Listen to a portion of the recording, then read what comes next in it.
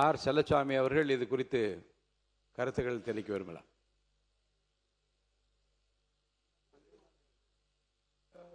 இதை குறித்து பேச போறீங்க, வேற ஏதாவது சொல்லுங்க.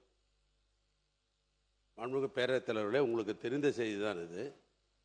அரசின் சார்பாக 110 விதியின் கீழ் சில அறிவிப்புகளை செய்கிற பொழுது அந்த பகுதியிலிருந்து அது நன்றி சொல்வதாக பாராட்டுதான் விடுவார்கள், எப்பொழுதுமே நடைபெற்று கொண்டிருப்பது. இது போன்ற தனி தீர்மானங்களை முதலமைச்சர் அல்லது சம்பந்தப்பட்ட அமைச்சர்கள் கொண்டு வருகிற பொழுது பிரதான எதிர்க்கட்சியை தான் முதலாக அது வாய்ப்பு கொடுக்குற பழக்கம் தான் இது வரைக்கும் இருந்திருக்கிறது. அதை நினைவூட்டுகிறேன். ஏன்னா அவரை நீங்கள் அனுமதிங்க, அப்புறம் நீங்கள் எல்லாருமே பேசுறது அனுமதி ப்ளீஸ். அதுதான் இது வரைக்கும் இருக்குது. இருங்க, அவர் தான் இருங்க, அவர் உங்களுக்கு தானே கொரட்டா, அவர் தானே, அவர் சொன்ன பிறகு நீங்கள் எதுக்கு சொல்கிறீங்க? அமைதியாக இருங்க. இல்லை, நீங்கள் சொன்னது புரிஞ்சுக்க முடியுது. சென்ற முறை இது போன்று அனுமதித்தேன். ஏன்னு சொன்னால் கட்சிகளுடைய எண்ணிக்கைக்கு ஏற்ப 1, 2 அப்படி கொண்டு தான் போட்டு வந்தோம், கட்சிகளுக்கு ஏற்ப கொடுத்துட்டு வந்தோம். இப்போ இதுதான் இல்லை, புரியுது.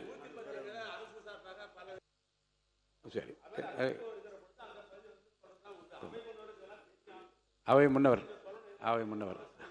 மாண்புமிகு பேரவைத் தலைவர் அவர்களே, மாண்புமிகு பேரவைத் தலைவர் விரும்புவது எல்லா கட்சியும் பேசி எதிர்க்கட்சியில் அதற்கான விளக்கத்தை சொல்கிற போது இன்னும் அது தெளிவாக இருக்கும் என்ற முறையிலே தான் அவர் அந்த சொல்லியிருக்கிறார். அதை தவிர வேறொன்றும் இல்லை.